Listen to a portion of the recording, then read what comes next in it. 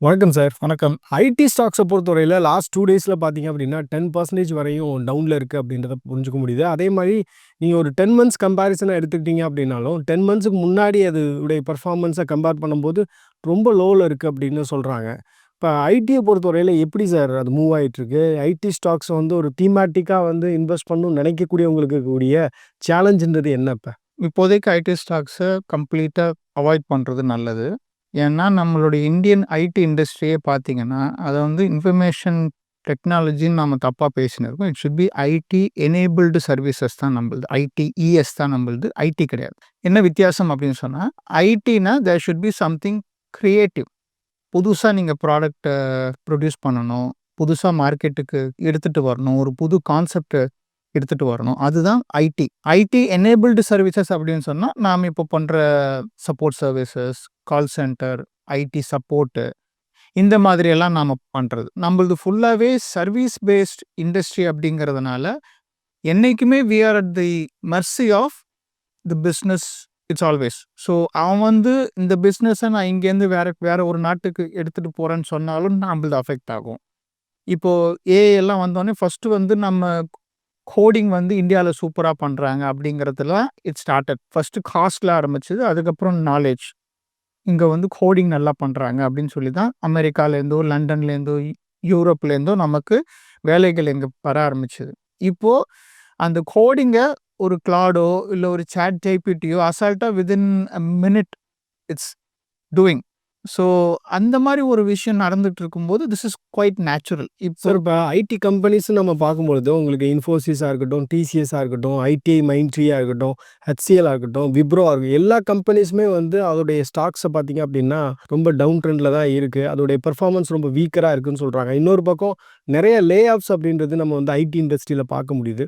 Going further எப்படி இருக்க போகுது? என்ன சொல்றாங்க எக்ஸ்பர்ட்ஸ்? லே ஆஃப்ஸ் நெறைய நடக்கும் இனிமே. Wait for it.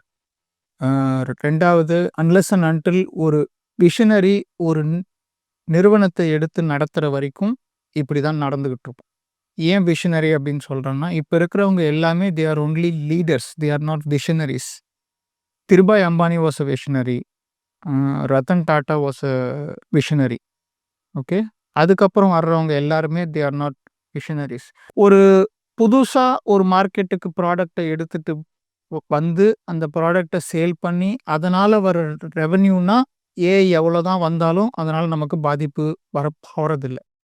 சப்போர்ட் சர்வீசஸ்ன்னு வரும்போது தான் இந்த பாதிப்பு நமக்கு வருது. ஸோ இதில ஏஐ வந்து ஒரு சாஃப்ட்வேர் இன்ஜினியர் பண்றதையோ, ஒரு சாஃப்ட்வேர் கோடிங் இன்ஜினியர் பண்ற வேலையோ அதுவாவே செய்யும் பொழுது, லாஜிக்கலா அந்தந்த நிறுவனங்களும் சரி ஓகே நான் வந்து 100 பேர வச்சு ஒரு சாஃப்ட்வேருக்கு கோடிங் பண்றதுக்கு பதிலா, ஒரே ஒரு ஏஐ வச்சு நான் கோடிங் பண்றேன் அப்படின்னு சொல்லிட்டாங்கன்னா, அந்த 100 பேரோட வேலை it becomes it's not required. அந்த அப்படி ஆயிடுது. ஸோ இந்த மாரி ஏஐயோட தாக்கம் அடுத்தடுத்து உள்ளார வந்துகிட்டு இருக்கும் பொழுது, மக்களுடைய தேவை குறைய ஆரம்பிக்கும். அதனால லே ஆஃப்ஸும் அதிகரிக்க ஆரம்பிக்கும். இது எப்போ ஸ்டாப் ஆகும் அப்படின்னு சொன்னா, until it reaches a point where the money stops circulating. எக்கனாமில மனி சர்க்குலேட் ஆனா தான். நிறுவனங்கள்லேருந்து கவர்மெண்ட்டுக்கு டாக்ஸா போகணும். அப்புறம் அங்கேருந்து சம்பளமா வரணும். அந்த சம்பளத்திலேருந்து கன்சம்ப்ஷன் வரணும். அந்த கன்சம்ப்ஷன்லேருந்து ப்ராஃபிட் வரணும். அந்த ப்ராஃபிட்லேருந்து டாக்ஸ் போகணும். டாக்ஸ்லேருந்து போகணும். இந்த மாரி ஒரு சர்க்குலேஷன்ல இந்த செயின் பிரேக் ஆச்சுன்னா, அதாவது if you replace human beings with AI இந்த சர்க்கிள் வந்து இட் பிரேக்ஸ். ஸோ அந்த ஒரு பொசிஷன் ரீச் ஆகுற வரைக்கும் திஸ் வில் கன்டின்யூ அப்படிங்கிறது it's a sad truth. Sir இப்ப இந்தியன் மார்க்கெட்ட பொறுத்தவரையில நீங்க இருக்கக்கூடிய சேலஞ்சஸ்லாம் சொல்றீங்க. பட் குளோபலா பார்த்தீங்க அப்படின்னாலும், அமேசான்லேருந்து, வால் ஸ்ட்ரீட்லேருந்து எல்லாருமே வந்து லே ஆஃப் பண்றாங்க அப்படின்றதையும் நம்ம கவனிக்க முடியுதுல்ல. இப்போ குளோபலா இருக்கக்கூடிய அன்சர்டனிட்டி அப்படின்றது என்ன? ஏன் வந்து நிறுவனங்கள் வந்து போதும் மனிதர்கள் ஏஐ டெக்னாலஜி நம்ம வந்து பயன்படுத்திக்கலாம் அப்படின்ற முடிவுக்கு வந்ததுக்கு என்ன காரணமா பார்க்குறீங்க? இது நம்ம நாட்டில தான் அதிகமா நடக்கிற மாரி தெரியுது டியூ டு வால்யூம்ஸ். ஓகே. ஏன்னா நம்மளுதுல பாப்புலேஷன் அதிகம். யுஎஸ்ஏ, யுகே, யூரோப்லலாம் பாப்புலேஷன் கம்மி. லே ஆஃப்ஸ் அங்கேயும் நடக்குது. அங்க அங்க இருக்கிற சாஃப்ட்வேர் இன்ஜினியர்ஸுக்கும் it's getting replaced by AI. அங்கேயும் நடக்குது. ஆனா ஹியூஜ் வால்யூமில் 20,000 30,000 40,000 நடக்கிறது இந்தியாவில் நடக்கிறதுனால நமக்கு அப்படி பெருசாக தெரியுது. இது யூஸ்வலாக பிஸ்னஸ் சைக்கிளில் ஒவ்வொரு பிஸ்னஸுக்கும் ஏதாவது அவங்களுடைய பேலன்ஸ் ஷீட்டில் ஒரு தாக்கம் வரும்பொழுதோ இல்லை ப்ராஃபிட்டில் ஏதாவது குறையும்னு தெரியும் பொழுதோ இந்த மாதிரி லே ஆஃப்ஸ் நடக்கிறது இட்ஸ் அ ஸ்டாண்டர்ட். நம்ம ஊரில் கொஞ்சம் பாப்புலேஷன் அதிகமாக இருக்கிறதுனால இது அவ்வளோவா நமக்கு தெரியுது. பட் இது கொஞ்சம் இது இன்னும் அதிகமாக போச்சு அப்படின்னு சொன்னால் தென் ரெசெஷன் அப்படிங்கிறது வரக்கூடிய வாய்ப்புகள் அதிகம். இப்போ இனி வரக்கூடிய நாட்களில் ஒயிட் கலர் ஜாப்ஸ்க்கான அந்த வேல்யூ அப்படின்றது கம்மியாகும். ஒயிட் கலர் ஜாப்ஸ் வந்து இனிமேல் வந்து குறைய ஆரம்பிக்கும் அப்படின்னு சொல்கிறத பார்க்க முடியுது நிறைய எக்ஸ்பர்ட்ஸு. இதில் இருக்கக்கூடிய சேலஞ்சஸ் என்ன, எதை மீன் பண்ணுறாங்க? ஒயிட் காலர் ஜாப்ஸ்ன்னு அவங்க சொல்கிறது ஐடி எனேபிள் சர்வீஸ், அதாவது டெஸ்கில் உட்காந்து செய்கிற ஜாப்ஸ் எல்லாமே ஒயிட் காலர் ஜாப்ஸ் தான். ஸோ அதை பற்றி தான் அவங்க சொல்கிறாங்க. ஸோ ஒரு டெஸ்க் ஜாபில் க்ரியேட்டிவாக நம்ம எதுவும் பண்ணாத வரைக்கும், புதுசாக எதுவும் க்ரியேட் பண்ணாத வரைக்கும் any support work that we do it's getting replace by machines.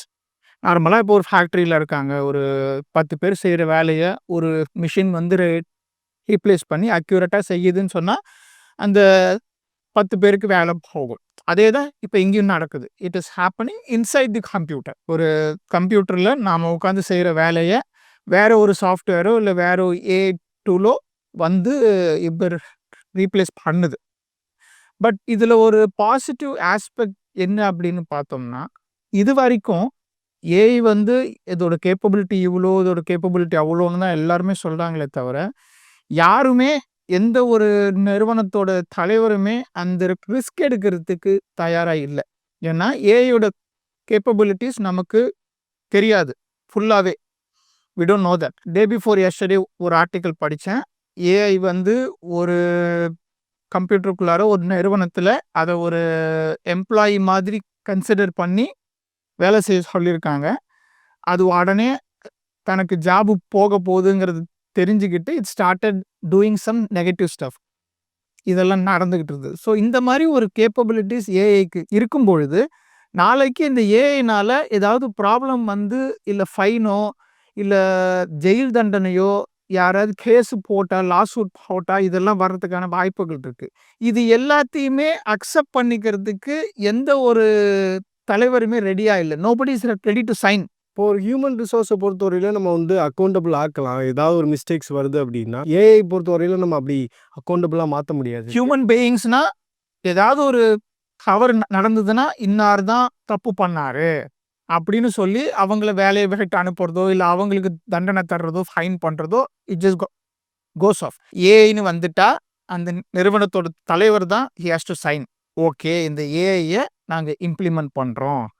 நாளைக்கு ரெகுலேட்டர்ஸ் கிட்டேருந்தோ இல்லை ஜுடிஷியரி கிட்டேருந்தோ லா சைடுலேருந்து ஏதாவது நாளைக்கு ப்ராப்ளம் வந்தால் அந்த அக்கௌண்டபிலிட்டி யார் எடுத்துப்பாங்கிற கேள்விக்கு இன்னைக்கு வரைக்கும் உலகத்தில் யார்கிட்டையுமே பதில் இல்லை. Everybody wants to use AI but nobody wants to take responsibilities. இப்போ நீங்கள் பார்க்குற லே ஆஃப்ஸ் எல்லாமே நாளைக்கு வரப்போகிறத வச்சு தான் இப்போ செய்கிறாங்க. அதாவது நாளைக்கு வரப்போகிறதுன்னு என்ன சொல்கிறேன்னா, சரி ஏஐ வந்து இது இதுக்கெல்லாம் யூஸ் பண்ணலாம் அப்படிங்கிற ஒரு கான்செப்ட், ப்ரூஃப் ஆஃப் கான்செப்டை வச்சு தான் இப்போ நடக்கிற லே ஆஃப்ஸ் எல்லாமே நடக்குது. Not because of actual implementation. Implement பண்ணி நடக்கலை. நாளைக்கு அந்த இம்ப்ளிமெண்டேஷன் அது ஃபெயில் ஆகலாம், இல்லை வேறு ஏதாவது ப்ராப்ளமாக ஆறலாம். இப்போதைக்கு ஃபியூச்சரிஸ்டிக்காக பார்க்கும்போது 50-50 ப்ராபபிலிட்டி தான். இப்போ நிஃப்டி ஐடி இண்டெக்ஸை பொறுத்தவரையில் வந்து சரியாக பெர்ஃபார்ம் பண்ணலை அப்படின்னு சொல்கிறாங்க. அந்த நிஃப்டி ஐடி இண்டெக்ஸில் இருக்கக்கூடிய எல்லா ஐடி கம்பெனிஸுமே வந்து ஸ்லோ டவுனாக இருக்குது, அதோடைய பெர்ஃபார்மன்ஸ் ரொம்ப வீக்கராக இருக்குது அப்படின்றாங்க. இப்போ ஐடி ஸ்டாக்ஸில் இன்வெஸ்ட் பண்ணியிருப்பாங்களா ஆல்ரெடி? இப்போ அவங்க என்ன செய்யணும்? Should they need to sell or should they need to hold? ப்ராஃபிட்டில் இருந்ததுன்னா தாராளமாக செல் பண்ணிவிட்டு வெளியே வந்துடலாம். Unless and until there is certainty. ஒரு சர்டனிட்டி கிடைக்கிற வரைக்கும் if you are in profit you can sell it. Okay, loss இருந்தாலும் மார்ச் 31க்குள்ளார லாஸை புக் பண்ணிவிட்டு அதை ஐடிஆரில் ஃபைல் பண்ணி வச்சுக்கோங்க. ஏன்னா இந்த லாஸை you can use it for the next 7 years. Okay, already இப்போதைக்கு ஐடி ஸ்டாக்ஸ்லேருந்து வெளியே வர்றது நல்லது. ஏன்னா ஆல்மோஸ்ட் ஒரு 2-3 வருஷத்துக்கு முன்னாடி இருந்த இதை விட இப்போ ஆல்மோஸ்ட் பாதி ஆயிடுச்சு எல்லாமே ஐடி ஸ்டாக்ஸையும். ஸோ அநேகமாக இதுக்கு நடுவில் வாங்கினவங்க எல்லாருமே லாஸில் தான் வச்சிருப்பாங்க. ஐடியை பொறுத்த வரைக்கும் don't enter into any large bets. பெரிய லெவல்ல உள்ளேயே இறங்காதீங்க. வச்சிருந்தீங்கன்னா வித்துட்டு வெளியே வந்துடுறது நல்லது. அதுலேருந்து வந்துட்டு எப்பவுமே எவர்கிரீனா இருக்கிற பிஸ்னஸ்ல இப்போதைக்கு இன்வெஸ்ட் பண்ணுங்க. ஃபார்மா, எஃப்எம்சிஜி இது 2 தான் எவர்கிரீன் பிஸ்னஸ். என்ன நடந்தாலும் pharma and evergreen it will stay. So அதனால you can invest in that. Banking and financial services அது எப்படி it's always a high risk and love return business. அதனால பேங்கிங் அண்ட் ஃபைனான்ஷியல் சர்வீசஸை avoid பண்ணிட்டு இப்போதைக்கு ID steady ஆகி ஒரு கிளாரிட்டியும் ஒரு சர்டனிட்டியும் வர்ற வரைக்கும் ஐடிலேருந்து நீங்கள் கம்ப்ளீட்டாக வெளியே வந்துட்டு ப்ராஃபிட்ல இருந்தால் ப்ராஃபிட் புக்கிங் பண்ணுங்க, லாஸ் இருந்தால் லாஸ் புக்கிங் பண்ணுங்க.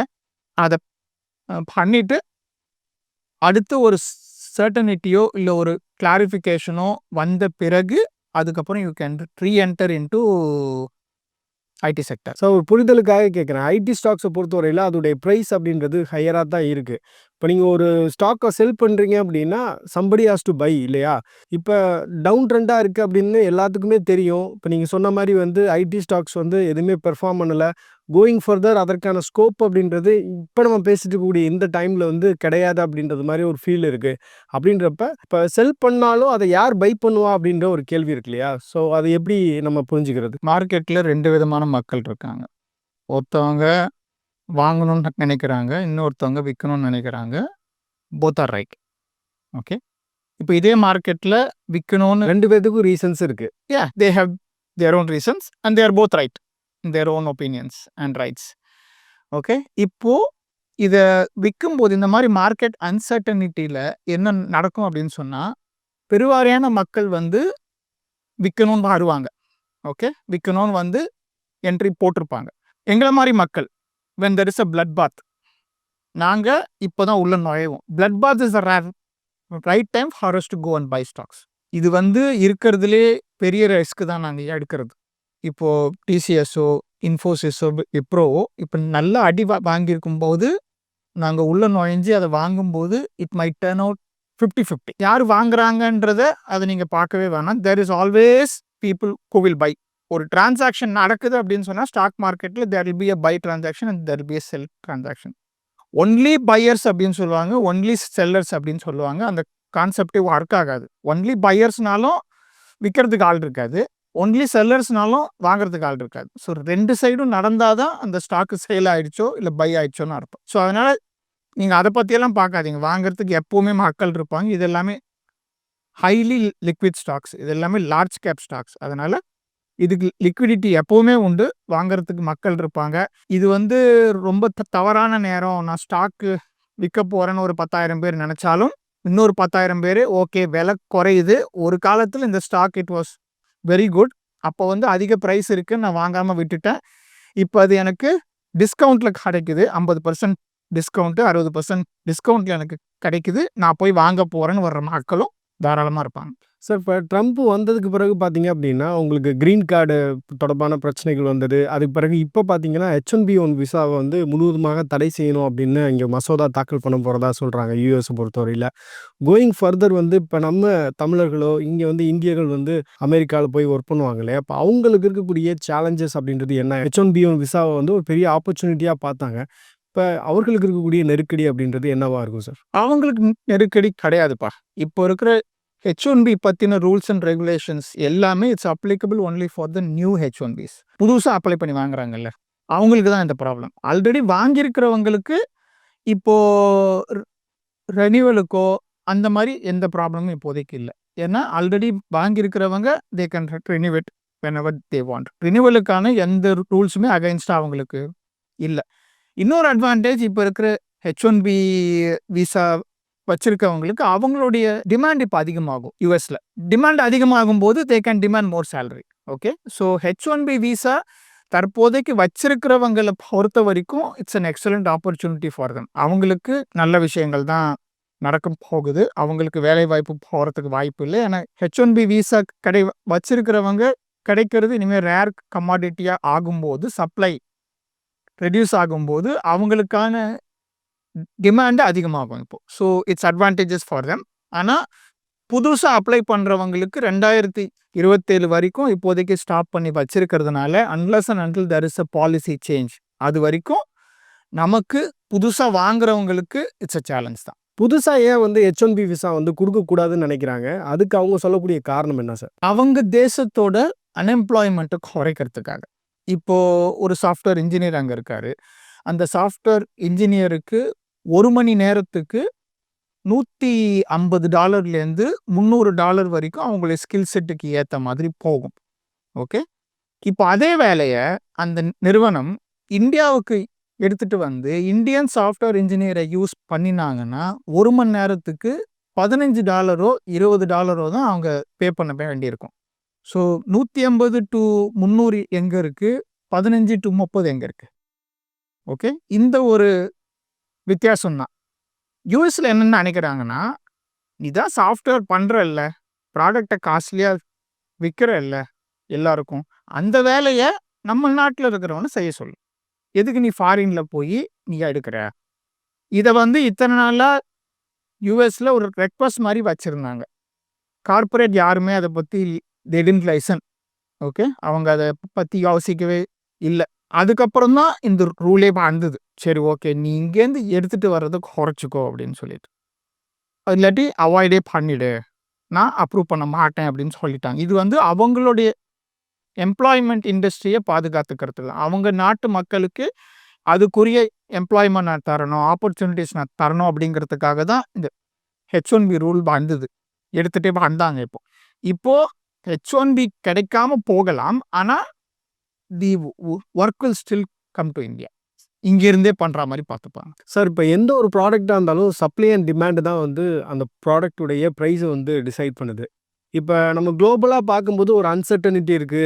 இப்ப ஒரு யுஎஸ்லேருந்து வரக்கூடிய ப்ராஜெக்ட்ஸ் வந்து இந்தியாவுக்கு வர்றதுல டிலே இருக்கு. அதனால வந்து இந்தியாவிலேருந்து இயங்கக்கூடிய ஐடி கம்பெனிஸ் வந்து லே ஆஃப் பண்றாங்க அப்படின்றது நம்ம ஓரளவு புரிஞ்சுக்கலாம். இப்ப வந்து கரண்ட் சினாரியோ என்ன? அப்படி குளோபலா வந்து வரக்கூடிய அந்த டிமாண்ட் இல்ல ப்ராஜெக்ட்ஸ்ன்றது வந்து இந்தியால இருக்கக்கூடிய ஐடி கம்பெனிஸ்க்கு குறைஞ்சிருச்சு. அதனால வந்து ஐடி ஸ்டாக்ஸ்லாம் சரியா பெர்ஃபார்ம் பண்ணலன்னு நம்ம எடுத்துக்கிறதா? இல்ல வேற ஏதாவது காரணங்கள் இருக்கா? ப்ராஜெக்ட் அதான் குறைஞ்சிருச்சு. அவங்க என்ன சொல்றாங்க, நீங்க இத்தன டூல்ஸ் இருக்கே, ஏஐ டூல் இருக்கே, அத வச்சு இப்போ அங்க வந்து 10 பேர வச்சு அவங்க வாங்கிட்டு இருந்த வேலைய இங்க 50 பேர் செஞ்சுட்டு இருந்தாங்க. ஓகே. இப்போ அவங்க என்ன சொல்றாங்க, அந்த 10 பேர் வேலைய நான் இங்க 2 பேர வச்சுட்டு ஏஐ வச்சு செஞ்சுக்கிறேன். எனக்கு இந்த 50 பேர் அவசியம் இல்ல. இதான் லாஜிக். எனக்கு இந்த 50 பேர் அவசியம் இல்ல. அங்க 10 பேர் ஆல்ரெடி செஞ்சுட்டு இருந்த வேலைய நான் 2 பேர வச்சு ஏஐ வச்சு நான் செஞ்சுக்கிறேன். ஸோ எனக்கு காஸ்ட்ட பொறுத்த வரைக்கும் இந்த 50 பேருக்கு நான் தர்ற சம்பளத்த விட it still work out cheaper for me. அது 1. 2வது இப்போ வேலைகள் குறைஞ்சதுனால இந்த சைடு ரெவென்யூவும் குறைஞ்சிருச்சு. நம்ம வந்து it was nothing but a body shop. We are just running a body shop. உனக்கு எத்தனை பேர் வேணும்? வச்சிருக்கிறேன்டா. ஐடி கம்பெனிஸா இருக்கட்டும், எப்பவுமே அட்லீஸ்ட் ஒரு 3000 பேர் 4000 பேர் ரெடியா வச்சிருப்பாங்க பெஞ்ச்ல. ஏன்னா இப்ப இருக்கிற நோட்டீஸ் பீரியட் காமெடியில 90 நாளு அதெல்லாம் வச்சிருக்கிறதுனால எப்பவுமே அவங்க என்ன செய்வாங்க, ஒரு 3000 பேர் 4000 பேர் ரெடியா வச்சிருப்பாங்க. 3 மந்த்ஸ் நோட்டீஸ் பீரியடா சார்? ஆமா. ஸ்டாண்டர்டா. Okay. The industry is screwed up. So அந்த மாதிரி ஒரு பிரச்சனையில ஒரு 3000 பேர் 4000 பேர் இவங்க ரெடியா வச்சிருக்கும் பொழுது, இவங்க போய் அப்ரோச் பண்ணும்போதே அந்த ப்ராஜெக்ட்ட பத்தி பிட்ச் பண்ணும்போதே என்கிட்ட ரெடியா இருக்கிறாங்க இந்த ஸ்கில் செட்டோட. நான் இதை எடுத்துக்கிறேன் அப்படின்னு சொல்லி தான் வாங்குறாங்க. இப்ப வேலைகள் இந்த பக்கம் வர்றது குறைஞ்சதுனால, நான் எதுக்கு இந்த பக்கம் 3000 பேருக்கு நான் வீணா மாசம் சம்பளம் தந்துட்டு இருக்கணும்? அப்படிங்கிறதுனால தான் இந்த சைடு லே ஆஃப் நடக்குது. இப்ப இந்த பெஞ்ச்ல உட்கார்ந்திருக்கவங்க வந்து புதுசா ஏதாவது அவங்களுக்கு ஒர்க் குடுக்குறது அப்படி எதுவுமே இருக்காதா? சும்மா வந்துட்டு போற மாரி தான் இருக்குமா? நாம தான் ரிசர்ச் அண்ட் டெவலப்மென்ட்க்கு செலவு பண்றதே இல்லையே. எந்த ஐடி கம்பெனியா இருக்கட்டும், ஏதாவது ஒரு விஷனரி லீடர் இருந்தா, இப்போ நான் கூட யோசிக்கிறேன். என்னோட நாலேட்ஜ்லேருந்து நானே யோசிக்கிறேன். சரிப்பா 3000 பேர் வச்சிருக்கியே, இத்தனை ஸ்கில் செட்ல வச்சிருக்க. ஒரு 2 பேரா எடுத்து அதுல டாப் யார் இருக்காங்களோ, ஒரு 2 பேரா எடுத்து ஒரு 100 மெம்பர் டீம் ஃபார்ம் பண்ணி புதுசா ஏதாவது ஒர்க் பண்ண சொல்லேன். அது தாராளமா பண்ணலாம். பெஞ்சில் உட்காந்துருக்குறாங்க. இதில் உட்காந்து பண்ணலாம். நாளைக்கு அவங்களுக்கு ஆப்பர்ச்சுனிட்டி வந்ததுன்னா இதை அப்படியே போட்டுட்டு தே கேன் சார் நம்மளுடைய வியூவர்ஸ் வந்து நிறைய பேத்துக்கு தெரியாது. எனக்கும் கூட சரியா தெரியாது. ஐடி கம்பெனிஸ்ல எப்படி வந்து ஆப்பரேட் பண்ணுவாங்கன்றதெல்லாம் எனக்கு கூட தெரியாது. பெஞ்சில் உட்கார வச்சிருக்காங்க அப்படின்னு சொல்றீங்கல்ல, நான் எப்படி புரிஞ்சுக்கிறேன் அப்படின்னா, அவங்களுக்கு ஒரு ப்ராஜெக்ட் கொடுத்தா அந்த ப்ராஜெக்ட் வந்து அவங்க சரியா பெர்ஃபார்ம் பண்ணல அப்படின்றதுனால, அந்த ப்ராஜெக்ட்டுக்கு அவங்க சூட்டபிளான ஆள் இல்ல. அதனால வந்து உங்களுடைய ஸ்கில் செட்டை நீங்க இம்ப்ரூவ் பண்ணுங்க அப்படின்னு அவங்கள ஒரு கேட்டகரியா பிரிச்சு வச்சிருக்காங்கன்னு நான் புரிஞ்சுக்கிறேன். இப்ப அந்த கேட்டகரியில இருக்கக்கூடிய நபர்கள் வந்து வேற எந்த ஒரு ஒர்க்குக்காகவும் அவங்க பயன்படுத்த மாட்டாங்களா? இல்ல அவங்க வந்து ஏதாவது புதுசா கத்துக்கிறதுக்கு அலோவ் பண்ணுவாங்களா? நெக்ஸ்ட் ப்ராஜெக்ட் வராத பட்சத்துல அவங்கள வந்து லே ஆஃப் பண்ணிருவாங்களா? எப்படி இது ஒர்க் அவுட் ஆகும்? சிம்பிளாக சொல்ல போனால் பெஞ்சுங்கிறது ஒரு ஒரு பஸ் ஸ்டாப்பில் இல்லை ஒரு பஸ் ஸ்டாண்டில் இருக்கிற வெயிட்டிங் ரூம் மாதிரி, ரயில்வே ஸ்டேஷனில் இருக்க வெயிட்டிங் ரூம் மாதிரி. ஒரு ட்ரெயின்லேருந்து வரீங்க, வெயிட்டிங் ரூமில் வெயிட் பண்ணுறீங்க. அடுத்து உங்கள் ட்ரெயின் வரும்போது நீங்கள் அதில் ஏறி போகிறீங்க. ஒரு ப்ராஜெக்ட் முடியுது. அந்த ப்ராஜெக்ட்லேருந்து ஒரு 40-50 பேர் ரிலீவ் ஆகுறாங்க. உடனே அந்த ப்ராஜெக்ட் அதுலேருந்து எடுத்து பெஞ்சில் உட்கார வைப்பாங்க. அதுக்கப்புறம் இவங்களுக்கு வேற ஒரு ப்ராஜெக்ட் தேடுவாங்க. ஸோ ஒரு ப்ராஜெக்ட்லேருந்து வந்தவங்க இன்னொரு ப்ராஜெக்ட்டுக்கு போய் சேர்ற வரைக்கும், அது வரைக்கும் அவங்க டெம்பரரியாக வெயிட் பண்ணுற இடம் தான் அந்த பெஞ்சு. ஓகே, மக்கள் பெருவாரியாக நினச்சிட்டு இருக்கிற மாதிரி வேலை இல்லாதவங்க, டேலண்ட் இல்லாதவங்க, ஸ்கில் இல்லாதவங்க உட்கார்றதெல்லாம் நோ. அந்த மாதிரி இருந்தாங்கன்னா அவங்கள கம்பெனி வேலையை விட்டு அனுப்பிடுவாங்க. ஒரு ப்ராஜெக்ட் முடிஞ்சதுக்கு பிறகு எக்ஸாக்ட்லி இருக்கக்கூடியவங்க வெயிட் பண்ணக்கூடியவங்க. வெயிட் பண்ணிட்டு இருக்காங்க. அவ்வளவுதான். ஒரு ட்ரெயின்லேருந்து இறங்கி தே ஆர் வெயிட்டிங் அடுத்த ட்ரெயின் வர்ற வரைக்கும். நான் என்ன சொல்றேன், ஒரு R&D ரிசர்ச் அண்ட் டெவலப்மெண்ட் அத்தனை பேர் லட்சக்கணக்கான பேரை வச்சிருக்கிறீங்க. ஒரு நியூ ஐடியாஸுமா இல்லை. பெஞ்சில் ஆளுங்க இருக்காங்க, எல்லாமே டேலண்டடு, ஸ்கில்டு. அவங்கள யூஸ் பண்ணி புதுசா ஒரு ப்ராடக்ட்டோ இல்லை ஒரு சைட்டோ ரெடி பண்ணலாம். இல்லை ஏற்கனவே ஒரு சக்சஸ்ஃபுல்லா ஒரு ப்ராஜெக்ட்டை முடிச்சுட்டு தான் வந்து உட்கார்ந்து. ஆமா, okay. they are all skillful. We are as equally skillful and knowledgeable and talented as the people who are working in any projects. அவங்கள யூஸ் பண்ணாம நீ வந்து எந்த வேலையுமே இல்லாம நீ வேலை கொடுத்தாதான் இட்ஸ் யுவர் ரெஸ்பான்சிபிலிட்டி. அவங்க போய் ஒரு கம்பெனியில் வேலையை எடுத்து செய்ய முடியாது. Company will not allow that.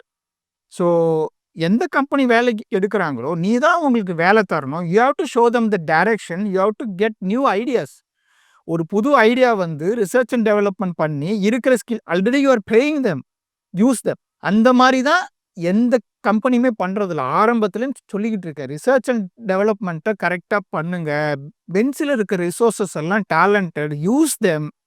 இதெல்லாமே சொல்லிக்கிட்டு இருக்கேன். 10 வருஷமா நான் ஐடி கம்பெனியில் வேலை பார்த்த நாள்லேருந்தே சொல்லிக்கிட்டு இருக்கேன். But nobody want to take that risk.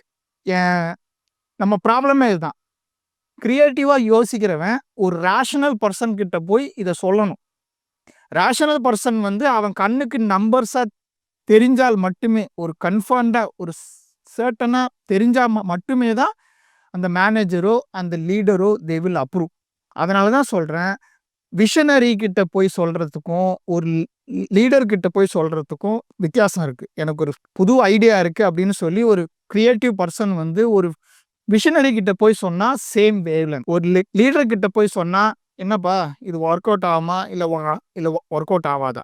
Creative பர்சனுக்கு யோசிக்கிற அளவுக்கு கேப்பபிலிட்டி அந்த லீடருக்கு கிடையாது. Sadly you might be a greatest leader, but ஒரு புதுசாக ஒன்று வரும்போது யோசிக்கிறதுக்கு அதை பற்றி ஒரு பர்சீவ் பண்ணுறதுக்கே அந்த ஒரு கேப்பபிலிட்டி அந்த லீடருக்கு கிடையாது. சேட்லி ஈவன் தோ என்னை எல்லாரும் கடிச்சு கொட்டினாலும் திஸ் இஸ் த ஃபேக்ட். இப்போ இருக்கிற ஐடியில் இருக்கிற லீடர்ஸு யாருக்குமே அந்த ஒரு விஷனரி மைண்ட் செட்டு இல்லைங்கிறது தான் உண்மை. வியூவர்ஸ், இந்த வீடியோ முழுமையாக பார்த்துருப்பீங்க. ஐடி ஸ்டாக்ஸ் எப்படி பெர்ஃபார்ம் பண்ணிட்டு இருக்கு, குளோபலாக வந்து ஐடி மார்க்கெட் எப்படி இருக்குது, இன்றைக்கி வந்து ஐடியில் ஃபேஸ் பண்ணக்கூடிய இஷ்யூஸ் என்ன அப்படின்னு ரொம்ப டீட்டெயில்டாக பேசியிருக்கோம்.